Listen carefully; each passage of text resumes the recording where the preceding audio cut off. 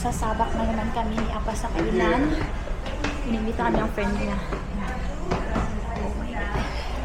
I think this is so special. 열심히 하지만 엄마도 이쁘지. I think this is so special and expensive one. Oh. Oh my goodness.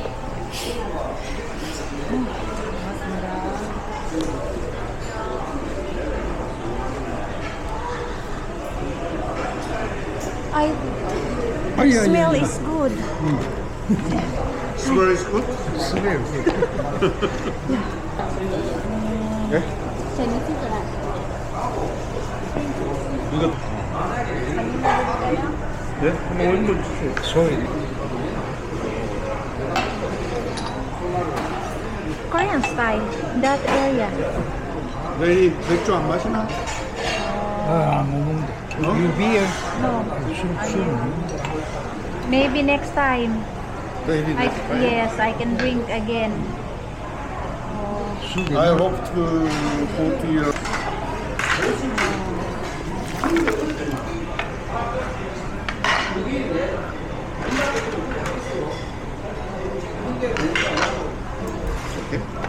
Yes. 혹시 포크 있으면 하나 포크 드릴게요.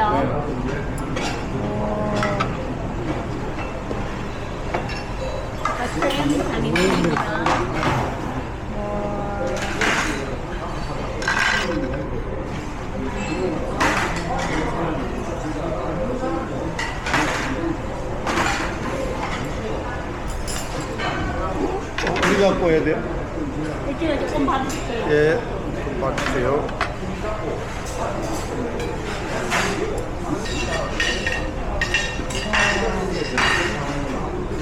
This is main. Ah, me.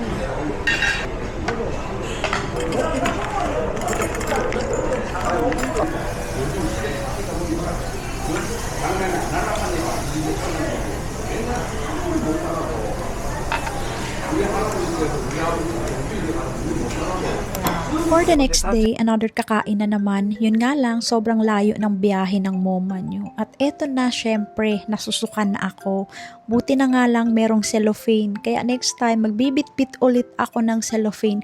Pero hindi ko alam kung gusto ko pang bumalik kasi ayoko talagang bumiyahe ng sobrang layo. Pero syempre, hindi ko naman alam kasi pagkakaalam ko is malapit lang siya. Kaya wala akong magawa, kundi tiisin na nga lang itong pagbabiyahe namin ng malayo. Alam nyo ba, nagkatampuhan tong tatlong to. Pero sabi ko kay Apa, wala akong pakialam sa tampuhan nyo or sa away nyo. Basta ako kako, kaibigan ko pa rin sila.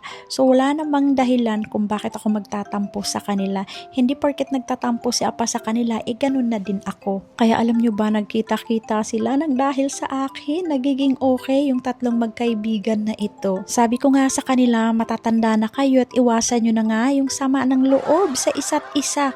Kala mo naman mga teenager kayo eh. Ang mga kaibigan ko na dito mga gurang na din dahil nga gurang na din sa Apa, hindi na kasi siya bata. So ito na nga, dito daw kami kakain ng lunch sa hometown nila. So taga dito silang tatlo and dito daw po sila nag-aaral. Parang tinitor nga nila ang moma nyo. Syempre ginawa din nila sa akin yung ginawa ko din na pag-entertain sa kanila nung nandito din sila sa Pilipinas. Alam nyo ba, eto sila, kapag ka maayos yung trato mo sa kanila, ay nako, triplihin din talaga nila ang trato nila sa'yo kapag ka pumunta ka din sa lugar nila. Dati talaga sa isip ko, yung mga Koreano is parang negative nung unang panahon.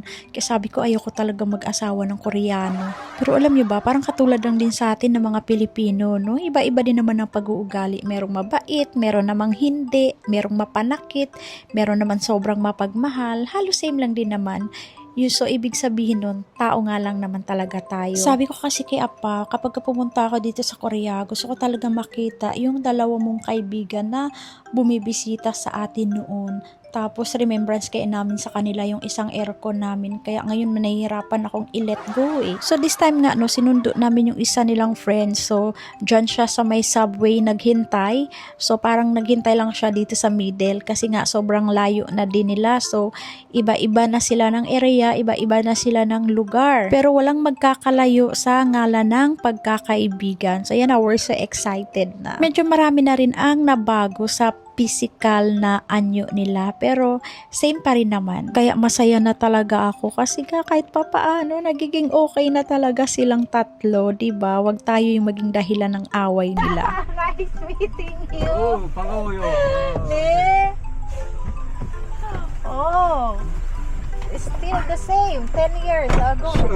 세임 야. 고양이는 안 들래. 얼굴 똑같아.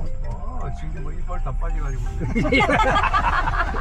Alam niyo ako parang praning. Minsan kahit di ko naintindihan basta sumasabay na lang nga din ako sa tawa. Kasi happy nga ako no dahil ako yung dahilan ng pagiging okay nila.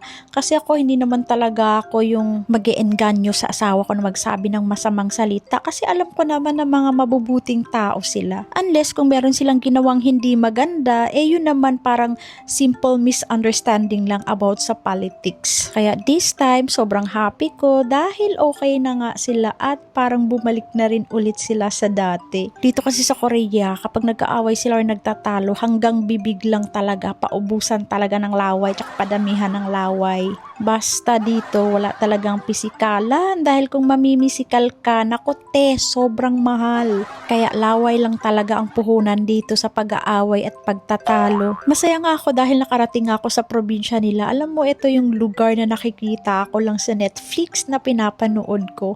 Pasensya na talaga kayo sa takbo ng camera ng moma nyo, no? Alam mo naman, hindi pa tayo masyadong professional at saka ayun, nalobat na nga yung camera ko.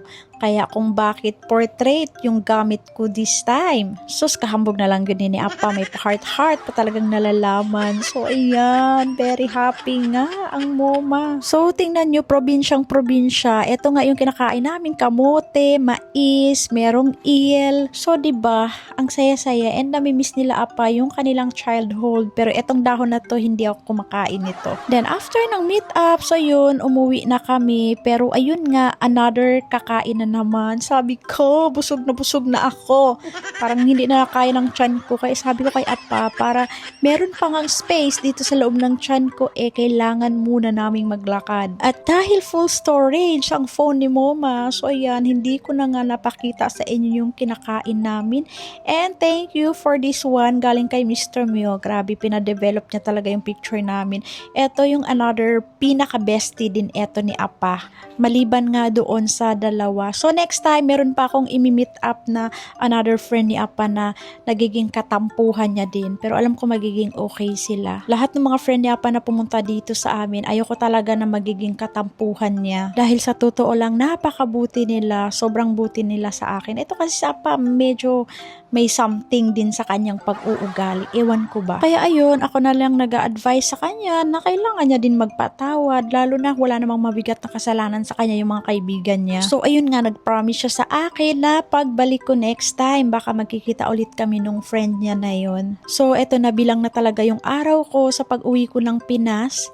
And ayan na, uuwi na nga ang moma nyo sa Pinas. And of course, hindi ako mahihahatid ni Apa dahil meron nga siyang trabaho. Ganito talaga sa Korea, very mahalaga ang trabaho kaysa ihahatid ang asawa sa airport. At bago ako umalis, pinagluto ko pa si Apa, naglaba pa ako ng final na labahan, nagsaing pa ako, para pagdating ko meron nang kakainin si Apa at magre-rest na lang siya. Super liit kasi nitong area, pero promise pagbalik ko ulit, ito-tour ko kayo ulit. At nandito na ako sa airport. Maaga din ako pinakain ni Apa. My goodness, busog na busog ang moma. So, ito na rin yung time na excited na akong umuwi dahil nga nanganak si Darimka. Ang hirap nga talaga kapag kahati-hati yung iisipin ko, ano. So, that's all for today's story.